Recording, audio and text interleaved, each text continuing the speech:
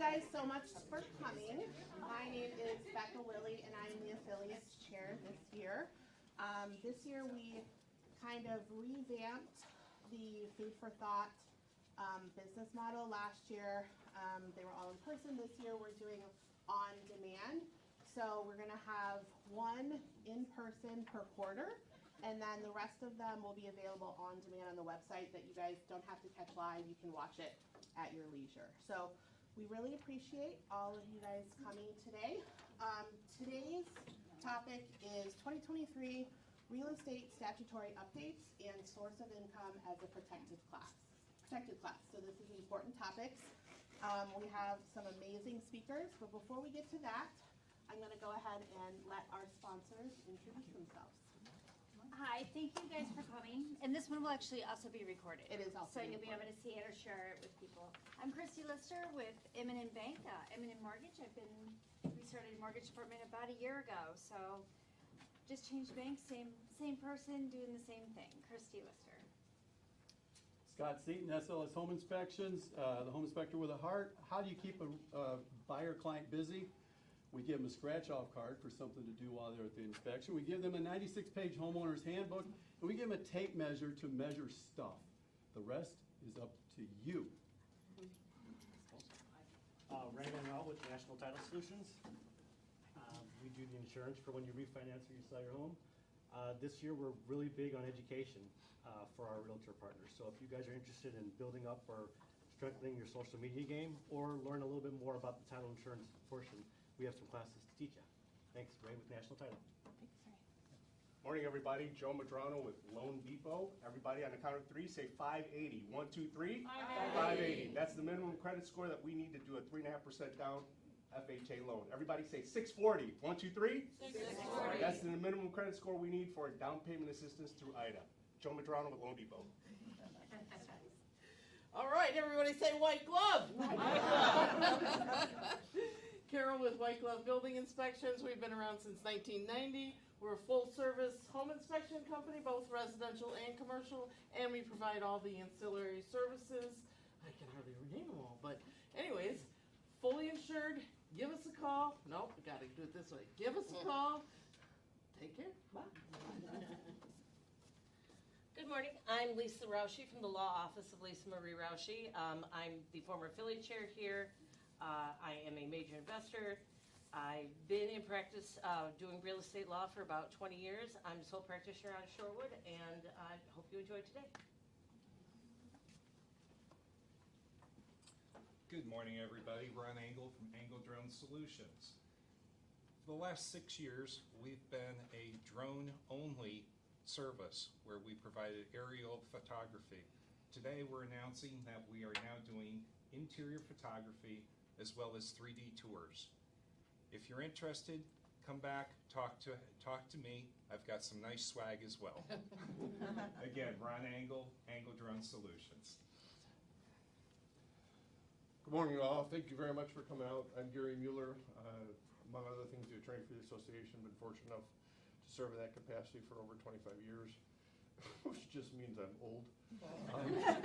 I've been doing this practice of law for over 33 years. I've been very, very fortunate to work with many of you.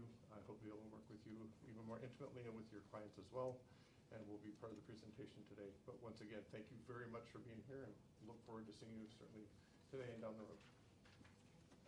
And again, I am Becca Willie. My husband and I own Radon Express. We are a veteran-owned and operated mitigation company.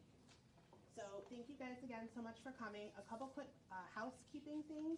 We have a flyer in the back for the new leadership development program that Ann Schuler is actually running. So if you are interested, take this flyer, please. And then we have 2 CE courses also being taught by Annette. So feel free to take a look at these as well. This is going to be a great follow-up to what she's going to kind of introduce today. So without further ado, today our 3 speakers are Annette Pansick, Gary Mueller, and Lisa Marie Roushey. We are going to start with the esteemed Gary Mueller. The old guy.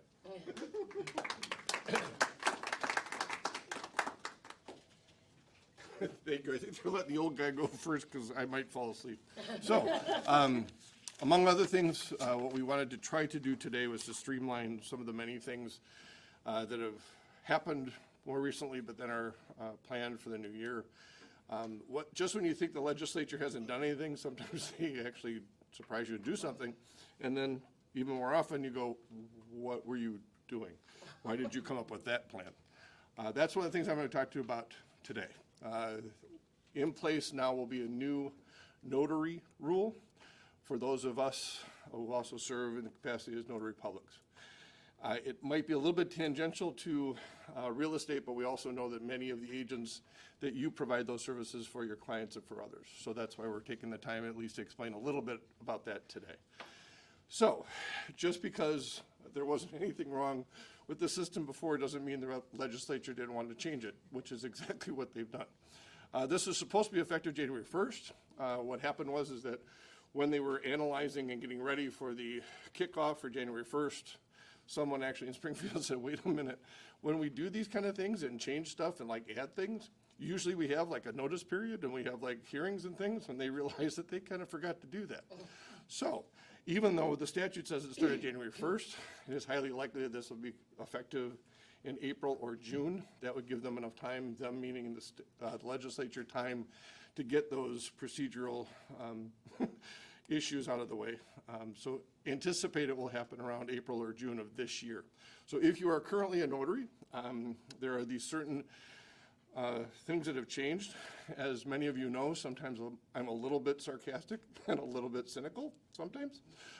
So part of what I feel after reading this is that perhaps some legislator's spouse happens to be in the binding industry, because there's a requirement that there now be binder books, not loose leaf, not like other types of paper, but an actually bound book that you as a notary now have to keep track of. I'll get to that in just a second. So, some of the things that have changed, and some of the things that you as a notary are going to look forward to when this actually kicks off. You will have to have, as I mentioned, a bound book. My cynicism is that in the statute, it actually says you have to have a certain type of book, and that book is $350 currently. What the? Anyway, I'm a notary as well. I've been a notary for probably 29 years. I have never charged anyone ever to be a notary. You may find that you don't have a choice, but you need to, just to try to recoup the expense of this book that you have to buy. So the way that the book was explained in the statute, for me, and this is just my opinion and my comparison, it's just like if you went to Barnes & Noble and got a diary, because a diary, if you know, is bound. It's about this thick, has open pages to it, or it might even have lines to it, whatever. The key is that the book has to be bound, whatever. I think the main reason is because they don't want people to be able to add in stuff later. They also want to try to keep it somewhat sequential, so that then if there's ever an auditing of your book, they'll be able to hone in on a specific date and say, we know you had a transaction on this day, therefore we're going to look for that date, and if they don't find it, then that's a problem. That's my cynical side of what I think is going to happen. The key is the one at Barnes & Noble is about $17.95 even before you get the 20% teacher discount, which my daughter has. So $17.95 versus what the legislature said is $350 for the same type of book. So in the book, on each page, you have to have the name of the notary, which is obviously you, your notary commission number. I had to ask what the hey that is. And as I said, I've been a notary for 29 years. I had no idea. That's actually through the Secretary of State's office. Each one of us gets a number.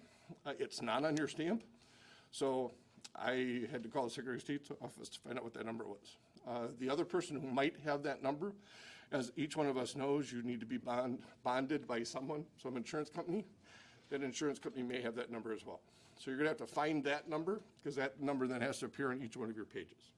You then need to have the expiration date of your notary, which is obviously, as you know, is on your seal. The office address of record with them. So the key is please remember, if you have switched places before and you forgot to update your stuff, you're going to need to update it with the Secretary of State's office, because that address needs to coincide with whatever you are now saying is your address for your notary services. You have to have a signature, which of course you would do as a notary anyway, but then you also have to print it because sometimes people's signatures are not legible. So you have to have both. Then an entry for each document that you notarize, each one. You have to show who the witness is, who the principal was, if there's somebody. Principal is actually the person who signed the document. The witness is if there was anybody else in the room that was watching this person sign. The document that you had to notarize, the date of the notary, whether the notarization was done in person or over the internet, and then if done in person, where were you physically when you did this? As you probably noticed in that little part of the description, there is also a whole other section of the statute that talks about doing remote notaries. So not when somebody's actually in front of you. I am not, as a notary, ever even going to try to do that. Reading through the statute, it's just all the different complications, all the different things that you have to do. You do get to charge an extra, you do get to charge $15 instead of $5, but the extra stuff you have to do to justify that you actually saw the person, you knew that they were there, all those other extra steps, you may find it's worth the extra $10. I don't, but do whichever you would like to do. You don't, you're supposed to have the information about the person's identification. So most of the time whenever I notarize the documents for a client or for somebody that's sitting in a closing, so it's somebody I've already seen, but part of the statute suggests that you may have to take a picture of their driver's license, for example, or take a picture of their passport. But you also then have to white out any personal information. So if there's some other parts of the driver's license number, they would probably only need the last 4 because they don't want people stealing other people's identifications. What I'm going to make sure is that when I do it, I want to make sure that the height and weight on my driver's license is on there. Because if you looked at that, you would laugh at me and think that I was Mr. Santos, the dude from New York, because it's not really close to my weight or height. In theory, that's supposed to be real. For me, it's not. So you have to make sure that those personal bits of information are not on there either. As I said, you may charge $5 per document, $15 if you do it remotely. And more important than anything in this whole statute is you definitely have to keep the journal. The journals then, the originals, you have to keep those for 10 years. Most of the stuff that I have in my law firm, I only have to keep for 7 years. Obviously, you can't, the other part of the issue is that a lot of the stuff that I keep in my law firm, I can scan and keep it electronically. Well, obviously, if this is a bound book, you can't do that. So now you're gonna have to keep that book somewhere for 10 years in case somebody comes and says, hey, wait a minute, what did you do? What's not entirely clear, at least in the original draft of the statute, is how many pages do I need to have per person? What do I mean by that? Well, for example, I also own my own title company, so in a typical title closing, we may have 8 or 9 documents on the seller side, more than that, 7, 8 documents, 12 documents, whatever on the buyer side. Well, now picture this, because if you're a notary, you have to notarize every single one of those, and then you gotta keep a ledger of every one of those. What I would do in my practice is that I would have, if I had one person, so if I had Amanda signing stuff, even though I had her sign like 9 documents, I might have one page that had all the 9 documents on there. It's not clear that if Amanda's husband also signs, and he's gonna sign the same documents, I may have to have a separate page for him, showing that he signed the same documents she did. Now, if you stay with me on the same closing, they're on one side of the equation, and Becca and her husband are on the other side of the equation. Now I got all their documents on their side too. Same thing. Do I need one page for Becca, one page for her husband? Can I have one page for everybody, because it's really the same series of documents, same transaction? I don't think you can have one page for all of those. I think minimally you're gonna have at least one page for Amanda and her husband, one page for Becca and her husband. But once again, the statute's not very clear. And the fact that, this could come with some liability or responsibility upon you, I'm really hoping the legislature will figure it out before April or June when they put this on the books. You actually have to follow it. So just be careful of those things. What I think we're gonna probably find, I'm not gonna do it with my title company, but with the other title companies with whom I've spoken, what I think you're going to see, and this is important to you guys as agents, as you're trying to do your good faith estimates for what it's gonna cost your clients when they do their closing. What I anticipate seeing is that you're going to have now a new fee from the title company. It may just be a blanket $50. It'll be a notary charge. Know that, you know, if you have less than 10 documents, then the title company's making money. If it's more than 10 documents, then, you know, the title company isn't gouging as much as they could. But I fully expect you're gonna have title companies that are not gonna simply take that and not get a chance to take that expense. So when you're trying to do your good faith estimates, double check with the title company with whom you normally work, or double check with any of the local title companies and find out if they are assessing that fee as well or not. Those are really the main key components of what is a proposed new notary law in the state of Illinois. I will try to, in my comments in our newsletter, to let you know when they finally tell us when it's actually going to be implemented. But as I said, it's probably going to probably a target date of April or June. Thank you very much for your time. If you have any questions, let me know. Thank you, Gary. Next up, we have Lisa Marie Rauchi with the Law Office of Lisa Marie Rauchi. And just so everyone knows, if you have questions, keep track. At the end, we are going to have all three panelists up again to answer those questions. Good morning again, everybody. My point is very brief, but I'm quite delighted with it. I'm not quite as old as Gary, not quite as cynical as Gary, but I am just as sarcastic.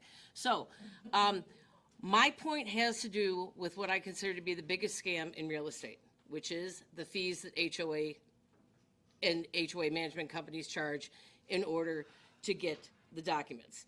I've seen $700. I've seen if it's 2 weeks or less, then it's a rush fee.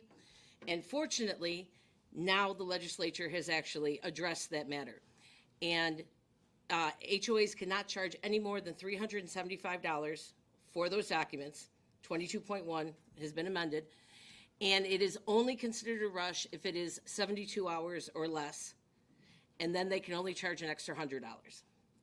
So this also is very important for you folks when you're working out your net sheets and your estimates for your clients, that is the most that you're going to be looking at. And I think that is a great savings for our clients. And it also, as an attorney, we're always riding this line where we don't want to order them too soon in case the deal falls apart and, you know, the clients may decide not to put it back on the market for a while. They're still going to have to pay for that, but we don't want to order it too late because then we're in a rush fee situation. So I'm very happy about this because it gives us a lot more time to make sure that our clients' needs are being met. So that's all I have, very brief. Okay, last and certainly not least, we have Annette Panzik. Annette has been a realtor for over 30 years with experience in residential sales and rentals, commercial retail space, and experience in property management.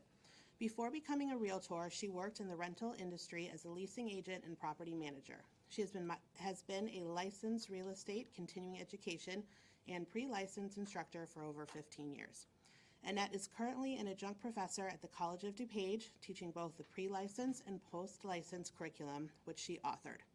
She also authors and teaches her own CE courses for multiple associations throughout Illinois and Iowa, and does brokerage consultation and training. She holds the following designations and certifications.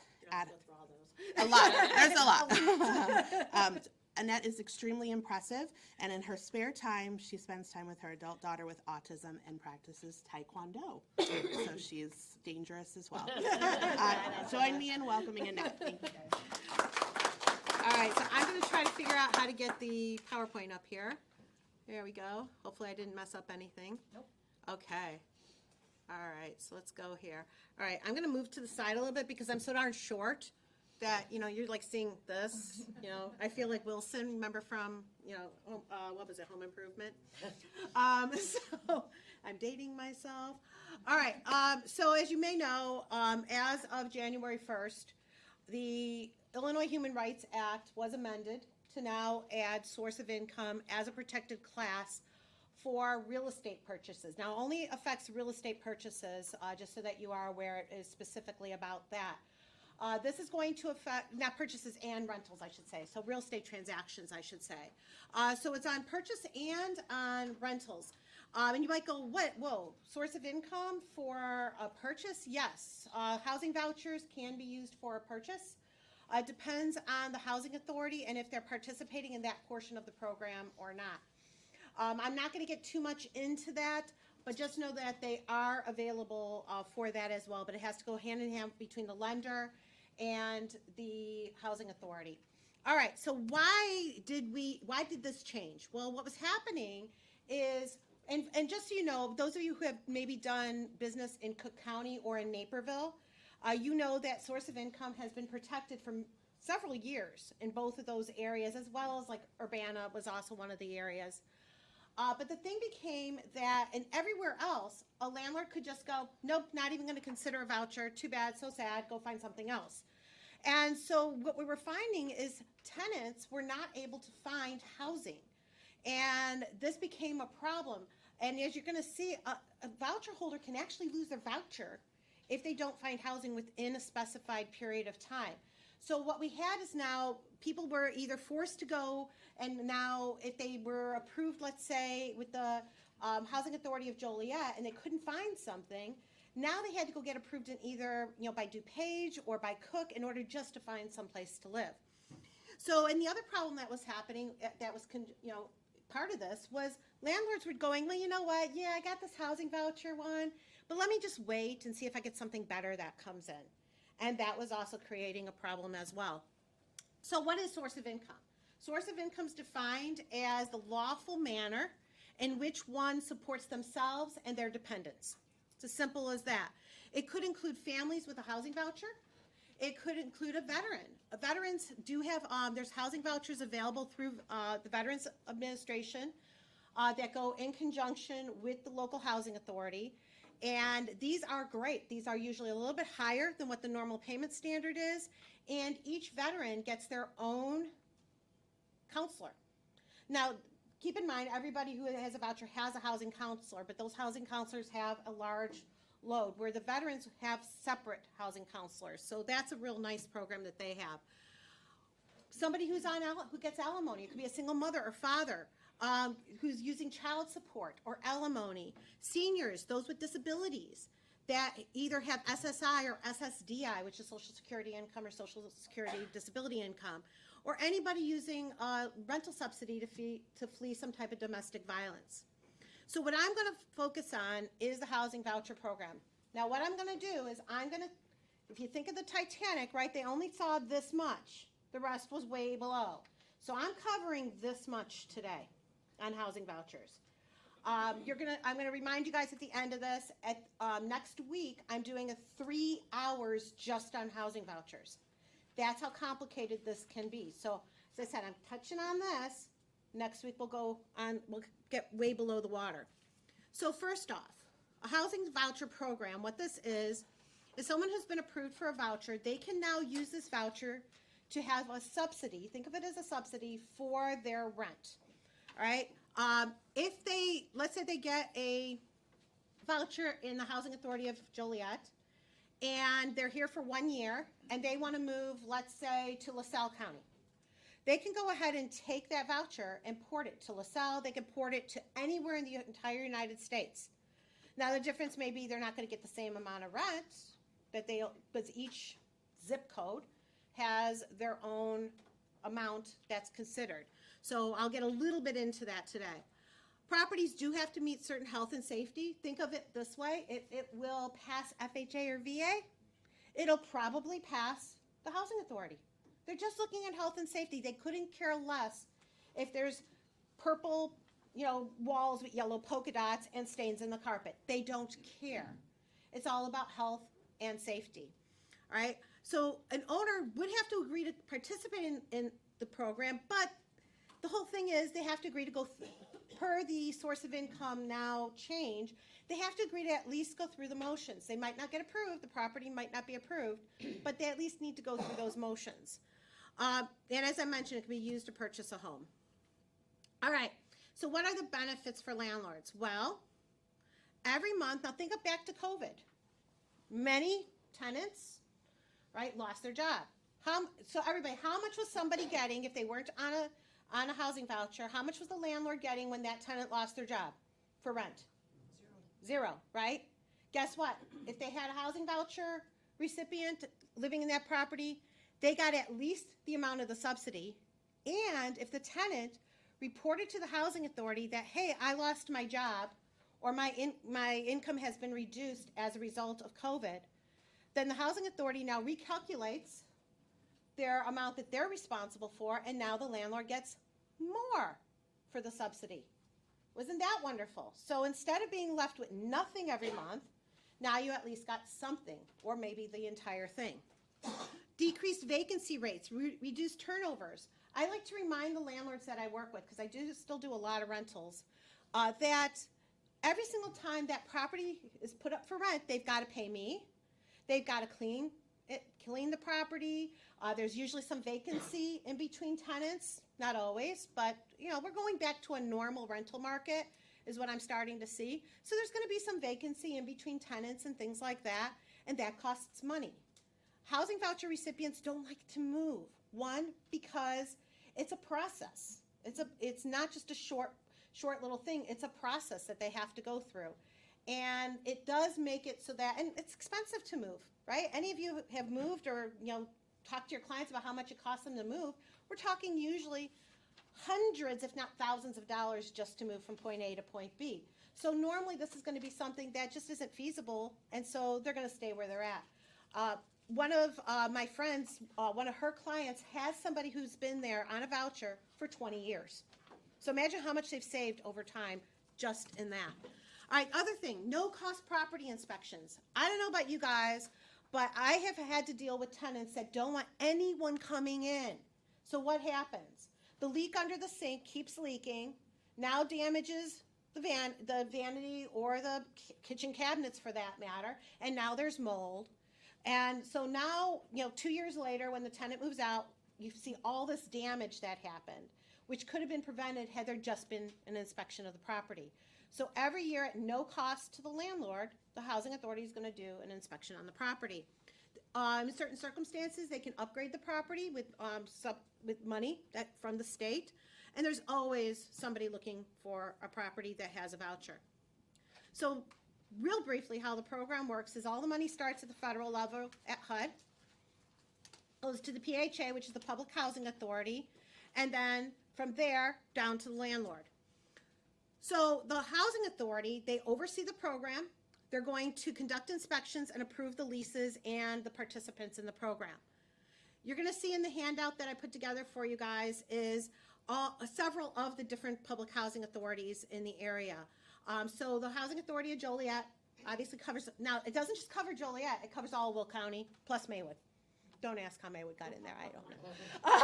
But all of Will County plus Maywood. And usually, like the Chicago one covers just Chicago, right? Aurora just covers Aurora, no matter which county. There's 3 counties that Aurora hits. 3, maybe 4. DuPage, Kane, Kendall, and part of Will, too. So, Aurora has their own little thing that they do. Cook County, rest of Cook County outside of Maywood and a couple other municipalities who have their own. DuPage has their own, except for Naperville, except for Aurora, the portion of Aurora. But otherwise, like Naperville, all that falls into DuPage. And then Kendall has their own, and Kendall is part of, so Kendall and DuPage are housed out of the same website and out of the same building. And then, of course, Grundy County has their own, LaSalle County has their own, etc. All right, come on, there we go. All right, so I have to remember next time when we're using, that this does cut off like that. So that says rent calculations. All right, so how the rent calculations are determined is rent plus utilities. So when we talk about that a housing voucher participant is approved for, let's say, $1,500 per month, that is rent plus utilities, not just the rent. All right, so that's how that's figured. And the bedrooms, this is the other thing that you need to keep in mind, is vouchers are bedroom based. So if I were a tenant and I come to you and I have a voucher, my voucher is going to be for number of bedrooms. Then depending on what zip code that I choose will be what my payment standard maximum is going to be. See, this is now we're getting like really confusing here, which is why I say go 3 hours into this. But then so it could vary, and it could vary within just one town. So like Joliet's got several, right? What, 604, 34, 35, 36, 31, right? Each one is different as far as what I could be approved if I have a 2-bedroom voucher for the different rents within those different zip codes, right? And remember, rent plus utilities. All right, so when somebody comes to you, they're going to have a number of bedrooms for their voucher. All right, now, what does the tenant pay? The housing authority, and we're going to talk about some fair housing implications when it comes to source of income, specifically vouchers. But one thing that I want you guys to keep in mind is that the housing authority has already calculated how much the tenant can pay for rent plus utilities. It starts out at a basis of 30% of their gross adjusted income. So their adjusted income, so there's certain things that get taken off their income, such as head of household, dependents, things like that. There's little bits of amounts that get taken off their annual income. And then from there, it's a 30%, and then divided by 12 to be what their responsibility is, that they're going to pay for utilities and for rent. If they have income, the housing authority may go up to as much as 40% for utilities and rent. And that's going to be in cases also where the tenant is paying part of the utilities. Okay, so think of the landlord that is not including electric in their calculation. All right, so all this must be approved by the housing authority. So in other words, what the tenant's paying out of pocket for rent plus utilities must be approved in advance by the housing authority. That's all part of this approval process that goes on. For those who qualify, there's also utility reimbursement payments available. All right, so the payment standard. Think of this as the rent amount. So rent plus utilities, but now I want you to think in terms of what is the landlord actually going to get. All right, so again, number of bedrooms. Second of all, if I have a voucher, let's say I have a 2-bedroom voucher, but you've got a 3-bedroom unit, and I want to rent that 3-bedroom unit. I can go ahead and rent that 3-bedroom unit, but the rent is based on the 2-bedroom voucher amount. Does that make sense to everybody? Okay. All right. So I mentioned this can vary from PHA to PHA, and you need to check the payment standards for the area. Now, the payment standards can be found, and let's see if this will work, can be found online on HUD's website. So you're going to see here, I'm going to go see if this will work. I'm going to go down to Illinois, and then I'm going to select a county if it lets me. It's not going to let me, is it? For some reason, it's not letting me. But normally, you would go ahead and select the county, and then it'll give you what that area is. And you're going to see FMR. FMR is fair market rent. So what HUD has determined for each zip code is that there's a fair market rent amount for each of those zip codes.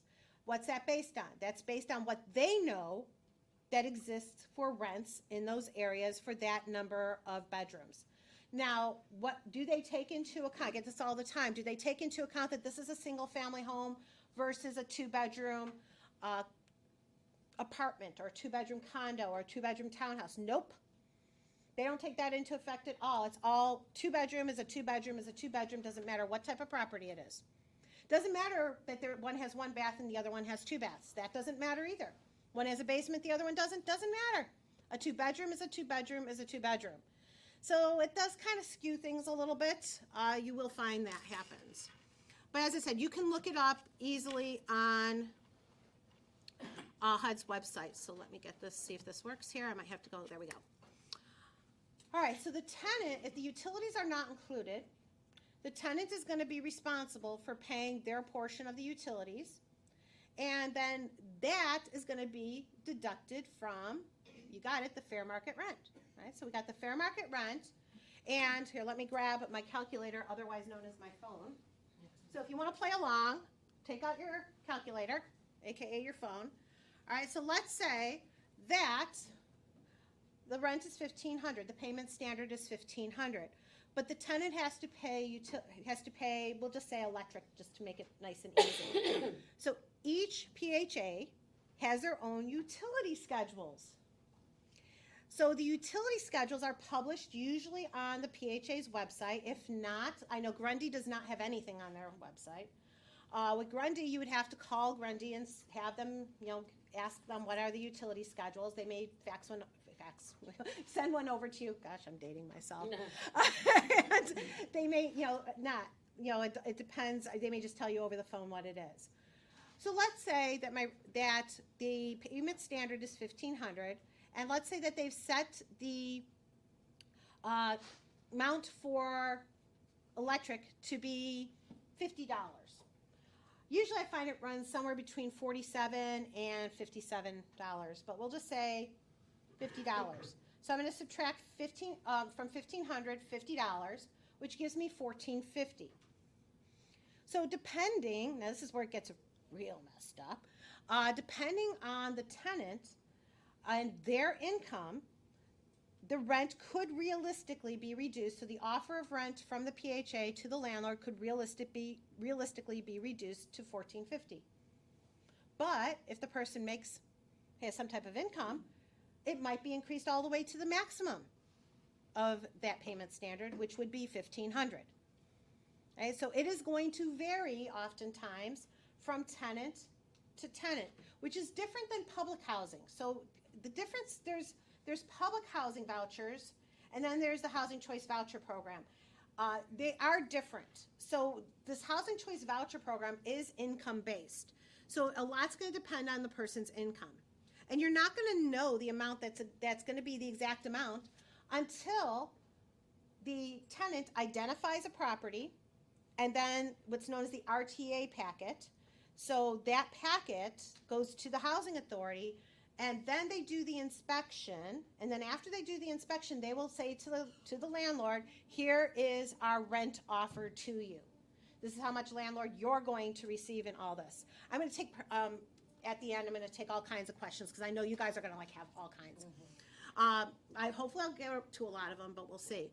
All right, so we may not know until it's gone through the process what's actually going to be approved. And again, I might have Gary comes to me with a voucher. He's approved, for $1,450. Lisa comes to me. She's approved for $1,500. Going to vary, person to person. All right. Now I mentioned they have this time frame. So keep in mind, to get a voucher, this is not an easy process. First off, the housing authority has to open up their waiting list. Well, how often does that happen? Maybe once every few years. DuPage opened theirs up back in May. And the only reason I know about DuPage is because I tried to get my daughter on, because I have a daughter, 23-year-old with autism, as you heard. And I tried to get her on it because I know it's about a 2 to 5 year wait. And she has it in her head when she turns 30 that she wants to live on her own. So we'll see. We'll see how that works. So I wanted to get her at least on the list. I was teaching that day. I was not available until about 3 o'clock. I was able to finally get on. It was already closed. Opened up that morning. By 3 o'clock that afternoon, it was closed out. And now, let's say I had gotten her on there. Now it's at least about anywhere from, in a perfect world, 6 months, but usually about 2 to 5 years to wait to even get pulled to now resubmit all the information and now be considered for a voucher. Now, once I get approved for the voucher, I have to go and sit through if I'm the voucher holder, I have to sit through a briefing, and then I'm given a housing counselor. Now I can start looking for properties. Now the clock starts ticking. I have 120 days to find a property. If I have certain circumstances, maybe a disability, maybe I work a job that makes it nearly impossible for me to go looking for apartments or for housing, or somebody in my family has died or gotten ill, or I myself have gotten ill, not died, because that wouldn't work too well. But any of those happen, they might give me, and usually they will under those extreme circumstances, give me an extra 60 days to give me a total of 180 days. That's the maximum to find a property. If I don't find a property within that time period, I lose my voucher, and I got to start from scratch, as if I never, ever got on the list in the first place. So this is a real important thing to understand. If a tenant comes to you and they've got a voucher, and believe me, they come to us when they've got 30 days left. That's not usually a very good situation. All right, so the landlord can screen the tenant any way they want. Now, I'm not going to get into screening tenants. That's a whole nother course, which will be next week. All right, but they can screen any way that they screen other tenants. They can charge reasonable application fees as long as the same application fee to everybody, whether they're on a voucher or not on a voucher. The PHA does not screen as a landlord will. All they screen for is for voucher qualification. So what the PHA is going to do if I'm a tenant going in, they're going to check my criminal background to make sure there's nothing serious there. And I do mean really serious. I mean, we're talking like murder and severe harm to others, damage to property types of things is what they're really looking at there. And they're going to screen me back for 10 years to see if I've been evicted from any public housing or any type of subsidized housing. Okay, so they're not checking any place else, they're just checking their records, and that's it. All right, so that's all they screen for. So landlords do need to keep that in mind. All right, so and I'm going to talk more about this next week, but one thing I do want to tell you in my experience, when I first got into the real estate end of the business, I was young, and because I was 2, no. But I actually got in on the rental side of it, and I started working for an apartment complex. And now that I look back on it, in hindsight, I'm pretty sure that they were in a conciliation with HUD, because how I was taught to do things, no other apartment complex I had worked for afterwards had ever given me this type of training, which was, as applications come in, you process them. When we think about sales, right, what do? We take all, highest and best, give it to give everything to the landlord. Landlord, you choose who you want, right? Well, from a fair housing standpoint, this can be very dangerous when it comes to rentals. Over 80% of complaints for fair housing come in off of rentals, just to kind of scare the living daylights out of you. All right, and that, by the way, the legislature isn't trying to make you scared. They're just trying to make you educated to know. And yes, you're not going to lose your license the first time you do something unless it really was egregious. But they are going to, you're going to get educated very, very strongly on this. And then if you do it again, you're going to lose your license. But the thing to understand is I had sat down at literally a round table at lunch with somebody from HUD and somebody from the Illinois Human Rights Commission. This was right before COVID, that I had attended a fair housing conference. And both of those individuals, because I was writing my rental course at the time, and I said to them, hey, let me give you a scenario. This is what agents do in the sales side. And I told them, I said, and they do it on the rental side. And they both looked at me, with horror in their eyes. And I said, oh, you see a problem with that? I knew what they were going to say. And of course they said, oh, yeah. Are you asking for a fair housing complaint? And I said, why? And they said, because you're going to tell me that your landlord's choosing who they like better? Well, maybe not who they like better, but, who has the better offer? Oh, you mean on rent? Oh, no. I mean credit or income or stuff like that. They're like, you are going so down the rabbit hole, you don't want to go there, right? They're like, this is just fair housing just waiting to happen, fair housing complaint. So I said, well, what do you recommend? Knowing exactly what they would say, they said, well, we recommend you process them as they come in. So I always get we're supposed to present everything to your client. Well, yeah, that's why you have discussions about tenant criteria when you list a rental property. Landlord, what's your minimum criteria? All right, let's go by this. Okay, and you've got to explain fair housing. We have a responsibility under our Licensing Act and under our Code of Ethics as well to go ahead and explain fair housing to our clients to make sure that they understand what they can and cannot do, what are the protected classes. If they're going to have any exceptions to their criteria, we need to make sure it's applied evenly to everybody. And if a tenant qualifies, we can't just go, well, we're going to hold them and hope somebody better comes along, right? Because that's just opening up a can of worms that we don't want to open up, especially on a rental. Again, I'll get more into that next week. All right. So same criteria, same exceptions for all applications except income. Landlords need to be very careful how they process income. Because keep in mind that the Housing Authority has already done their calculations, right? 30 or 40% of the tenant's income is what the tenant's going to pay their portion. Now, if you've got the tenant has to make 4 times the amount of the rent for income, you're making it practically impossible, probably impossible, for somebody on a voucher to be able to qualify for this property. And guess what that is? That's a disparate impact. So the minute that you have a policy or procedure that makes it more difficult, or practically impossible for somebody to get that property, you have created a disparate impact. And that disparate impact then goes to discrimination. Okay, so we have to be careful about that. Keep in mind, too, arrest record is a protected class. I just want to remind you guys of that because, well, you may not know that it is. It's been there for a few years. Convictions, right? Just kind of touching on convictions, too. I'll go more into that next week, but convictions always have to be related to the person's actual criminal background, like actual convictions, not what they've been arrested for. And you can only go back about 3 years, and it's got to be serious convictions. So when I say that the Housing Authority has screened the people, you can still screen them, but you've got to be very careful on how you're applying these things. If you do any work in Cook County, there's a just housing amendment. So these are just a couple side notes here that I just want you guys to be aware of in case you don't come next week. All right, other thing is, the first year lease must be for 12 months, not 11, not 13, 12 months. Could the landlord take a 24-month lease? They could take a 12-month lease with the option to extend. That's absolutely fine. But the first year's lease must be for 1 year, for 12 months, and then they can renew it for another 12 months on a year-by-year basis, or they can do a month-to-month basis.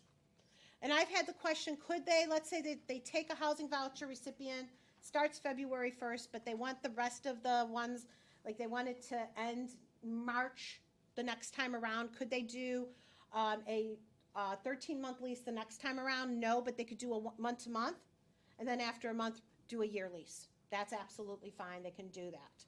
All right. Either way, the Housing Authority just needs to be let know that this is happening.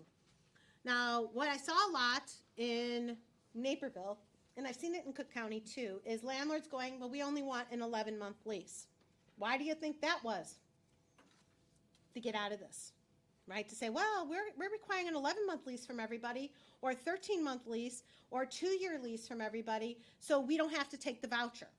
Well, again, disparate impact, right? You can't go, well, I want to have an 11-month lease unless you got a really good reason, like it's something to where I had one where the owner, it wasn't my client, it was another agent's client.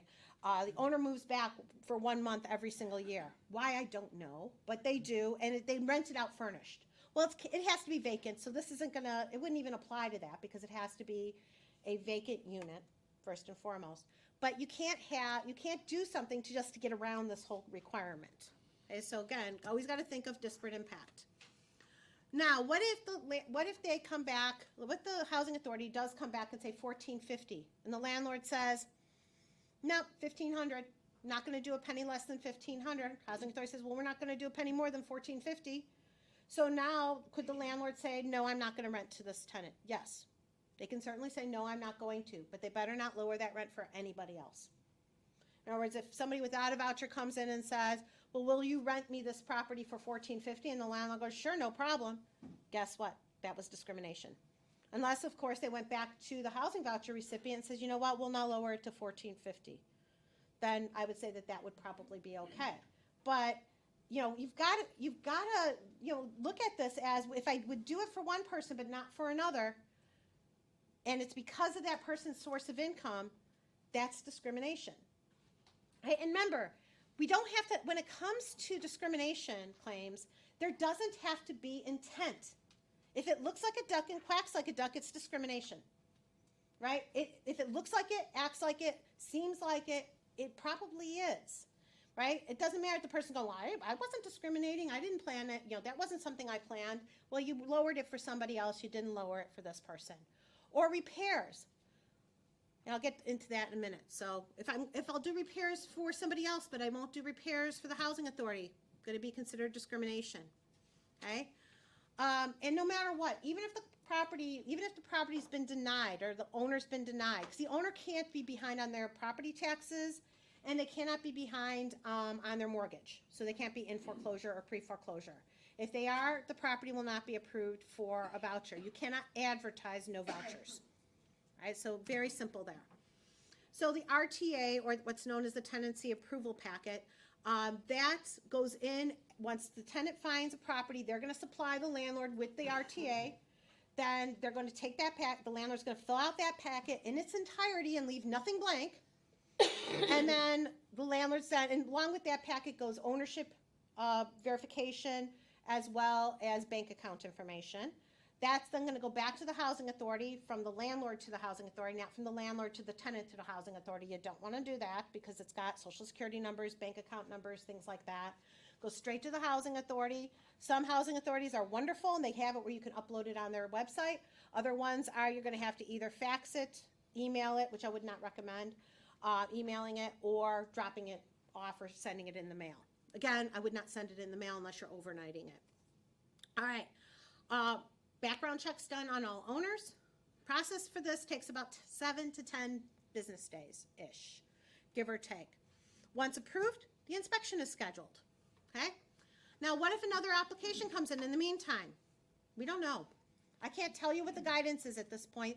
There is none. So I can tell you what they say for assistance animals, another rabbit hole I'm not going down today. But with assistance animals, the Illinois Assistance Animal Integrity Act, that particular one says that the landlord must give the tenant a reasonable amount of time to obtain a letter verifying that the animal is needed.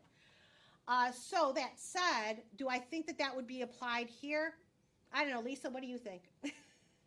Possibly, right? We don't know, right? But I do think that you got to kind of give them a reasonable amount of time to go through this process, all right? Otherwise, again, we're kind of putting this voucher holder in a bad position, and they never would get this property, right? If we're saying, well, you've got to be approved in 3 days or we're not taking you, right? Disparate impact. So we got to give them at least a reasonable amount of time. Now, if the housing authority's dragging their feet, well, that's another thing, okay? So once the RTA packet is approved, now it goes to inspection. This is going to happen anywhere, and I've had it happen the next business day, where they've called me up and said, we'd like to come out tomorrow and do the inspection. Okie dokie. That's fine. And then I've had it take about a week. But usually it's within a week they come out, depending on the PHA. Somebody has to be present. Unit owner or somebody representing them. It could be you as the agent, could be there representing them. The property does need to be completely vacant outside of appliances. Everything else needs to be out of there. Window coverings are fine, but they don't want to see any furniture whatsoever, not even a chair to sit on, not even a bag chair. They want everything out of there. All right. Now I get the question, well, what if the current tenant for their inspection, does it have to be vacant? Obviously not. If the current tenant's using a voucher, they can stay. It's if it is a new tenant coming in that the property must be vacant. Utilities have to be on in every place that the tenant will have access to, the inspector must have access to. If the tenant's not going to have access, let's say, to the crawl space, then that must be locked off. If they're not going to have access to the garage, that must be locked off. In other words, we're talking deadbolt, right? Can't open it without the key type of thing. All right, they're not looking at cosmetic, as I mentioned. They don't care about floor coverings unless it is like a trip hazard, like, Berber carpet. Sometimes you get like that run, and it has like the piece of string that if you're not watching, you're flat on your face. Yeah, they don't want that type of stuff. All right, so what if it doesn't pass the inspection? The owner can certainly say, I'm not going to repair it. However, okay, here's the thing.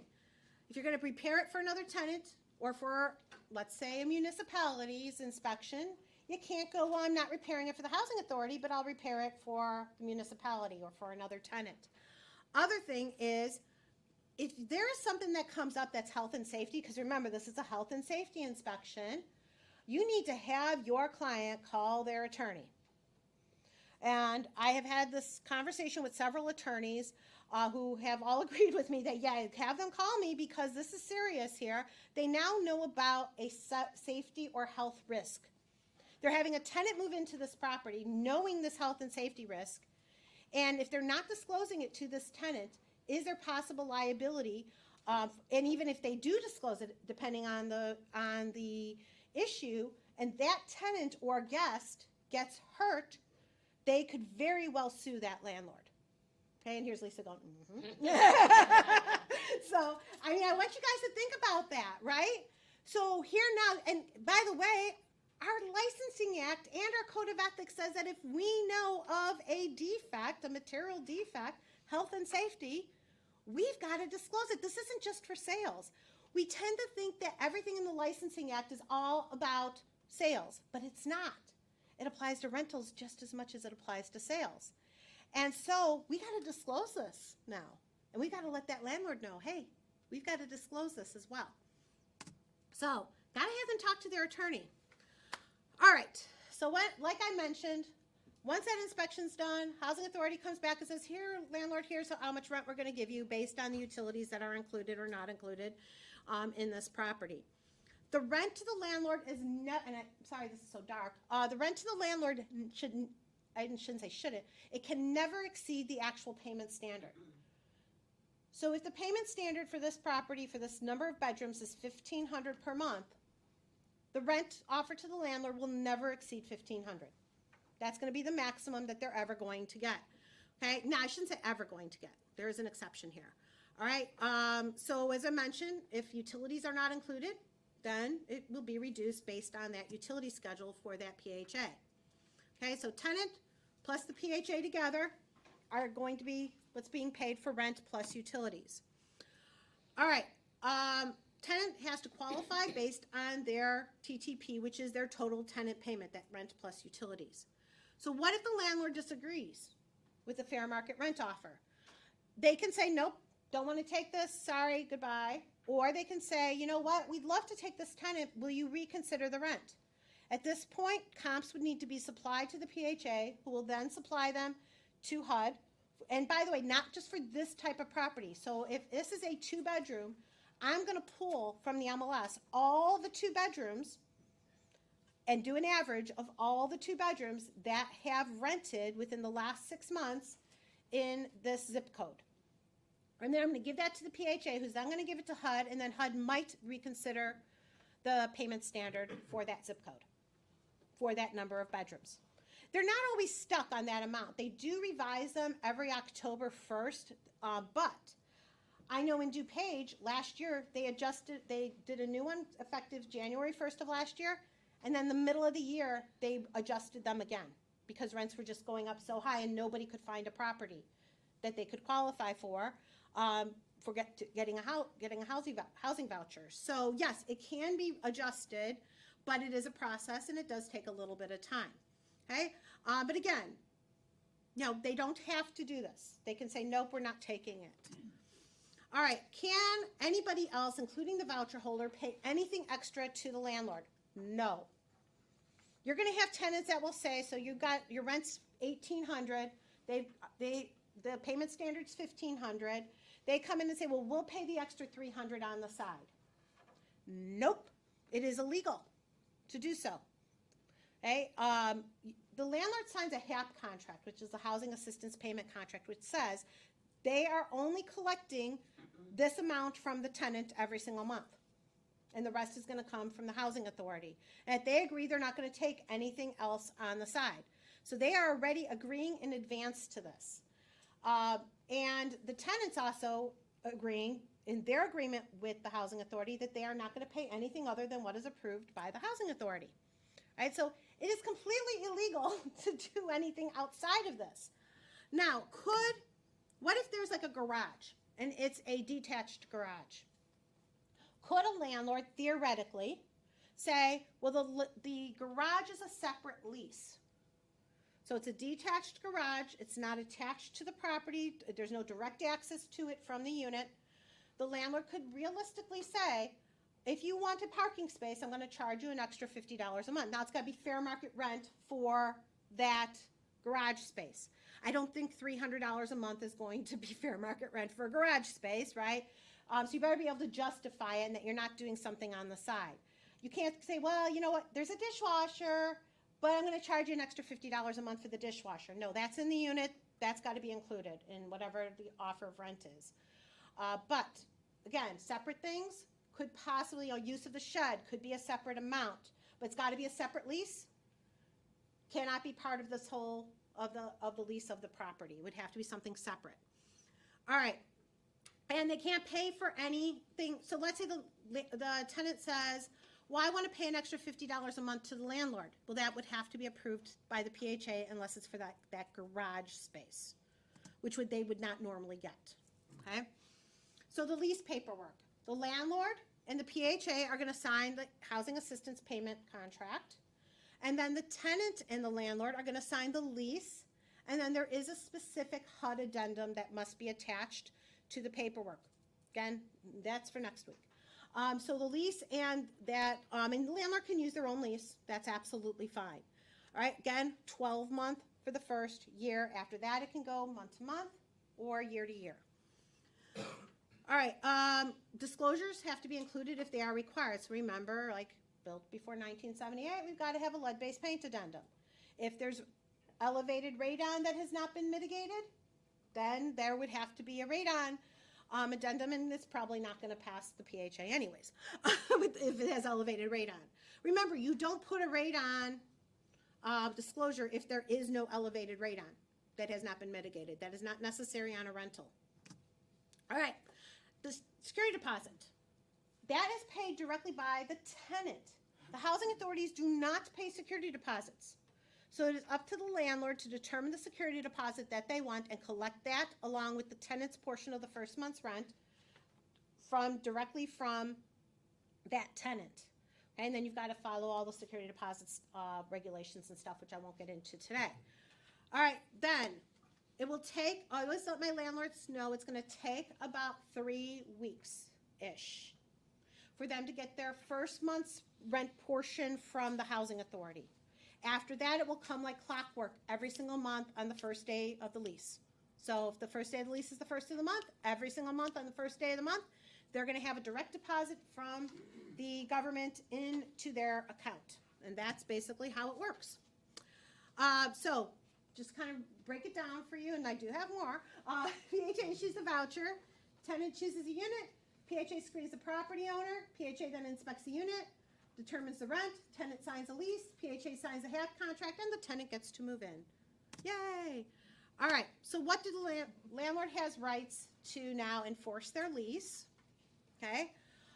They can terminate tenancy for any serious violation of the lease terms. If there's criminal activity, violations by the tenant of federal, state, local laws, any other good cause that's within there, they move in a pet, not an assistance animal, but a pet in, and they're not supposed to have pets, yeah, the landlord can go get rid of the pet or you're out of here. All right, but here's the thing is that they would have to notify the PHA about it. Okay, so again, no payments outside of what the PHA has approved can go to the landlord. Cannot allow anybody else to occupy other than who is on the lease. And everybody, including children, who are going to be occupying must be on the lease. And stated on the addendum as well, that these are the people who are occupying this property and nobody else can live here except for these people. If the lease, when the lease comes up for expiration, 60 days minimum notice must be given to the tenant and to the housing authority. I tell my landlords, give 90 or more days. Why? Because especially if you're increasing the rent, you want to have time for it to be processed, and you want to make sure that if approved that you're going to get paid that extra amount come the beginning of the new lease term. Because otherwise, if this is not processed in time, they're getting the old amount, and if they haven't done it enough ahead of time, they may not even get the first or second month of the subsidy of the first two, month or two of the new lease term because they didn't get the paperwork in on time. So got to make sure that that paperwork's in well ahead of time. So I always tell them, do it at least 90 days ahead of time so that way there's time to process and you're not going to have any skipped payments. But anytime the lease is not going to be renewed, there's going to be an increase in rent or it's going to be renewed at the same amount. This needs to be done. All right. So as I mentioned, they can ask for a rent increase, and the PHAs do kind of take this into account, rent increases, within reason, right? They're not going to allow it to be raised $100 a month, but reasonable. Maybe $10, $20 a month could be considered very reasonable. Remember that the tenant, when they do move out, just like any other tenant, is responsible for any damages. And I get one of the concerns I sometimes get from my landlords, because, there's all these misconceptions out there, is, well, they're going to destroy the property. I'm like, anybody can destroy the property. And the two worst ones I've ever seen were not voucher holders. I mean, the worst one I saw was a tenant who decided, because the landlord was selling the property, decided she was going to completely sabotage this property. So she went ahead and threw in mozzarella cheese into all the vents and into the flues of the two fireplaces. And this is just a townhouse, and she did over $20,000 in damages. At least it wasn't Limburger. Oh, I don't know what it was, but it did stink. Whatever it was, I thought it was mozzarella. It stunk, whatever it was, when we went in there. I mean, she had caked the entire oven with something, and then she closed some doors and had put super glue on some of the doors. I mean, we're talking, holes in walls, everything that she could do to damage this property on her way out, she did. So yeah, I mean, it can happen with anybody, right? I always tell my clients, don't have expectations of anybody based on who they are or they're using a voucher or whatever the case may be. People are going to be people. It doesn't matter who they are. And some of the best tenants I've dealt with have been on vouchers. They've been wonderful. I mean, they do their own repairs. They're like, hey, it needs to be painted. Do you mind if we paint it and you can come in and inspect it, make sure we did a good job? I mean, how awesome is that, right? Okay, so every lease renewal, right, an inspection's going to need to be redone. Landlord doesn't pay for this. The housing authority does. Okay, and as I mentioned, all lease renewal paperwork needs to be sent in. So what if the landlord finds more people living there than are supposed to be there, right? Girlfriend or boyfriend has moved in. Okay, well, we just need to make sure the PHA is notified. PHA wants to make sure there's no overcrowding. So if they were only approved for a 2-bedroom because there were 4 people, and now we got 5 people living there, well, depending on the circumstances, they may say this might now need to be a 3-bedroom. Or they might go, you know what, we're fine with it still being a 2-bedroom. It all depends. But we need to let the housing authority know that this new person has moved in, because also there could be a recalculation of the tenant's portion of rent if this person has income. Okay, so important. All right, if the tenant violates the term of the lease, just like any other tenant, you can't just go get out, right? Everybody must be given notice. So if it's non-payment of their portion of the rent, it's a 5-day written notice. If it's something else, they moved in a pet when they weren't supposed to, then it's a 10-day notice. Okay, so it's as simple as that, just like any other tenant. Okay, but the only difference is the PHA needs to be notified. This is what's going on. And we always have to go through the legal means for eviction.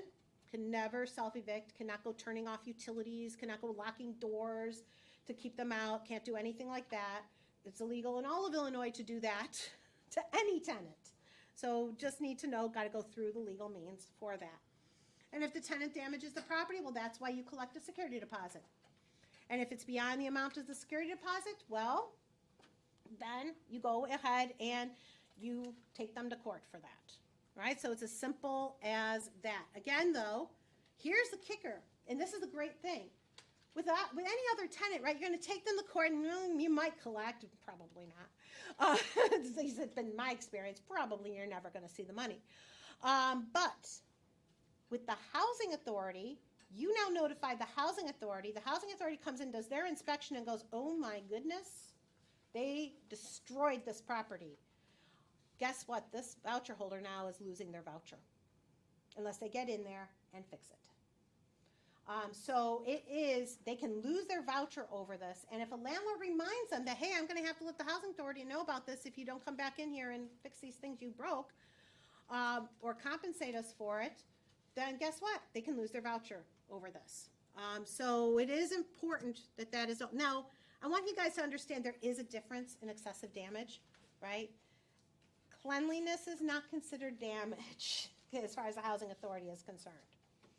All right, so that's my tip of the iceberg for you guys. Hey, Carol with White Glove Building Inspections, your full service team since 1990. Give us a call, 630-428-4555.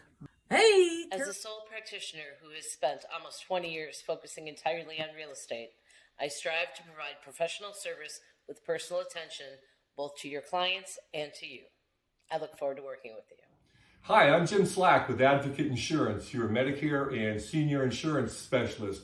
I help people with everything regarding to Medicare, including plan selection. So if you'd like a complimentary consultation, please call me at 815-666-6648. Thank you.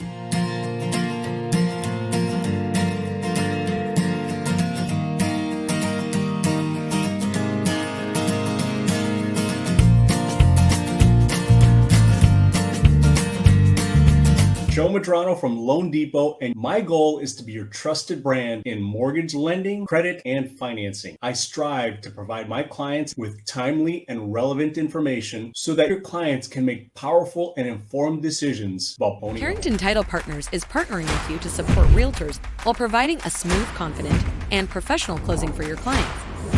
Please go to carringtontitle.com to learn more about our agency program.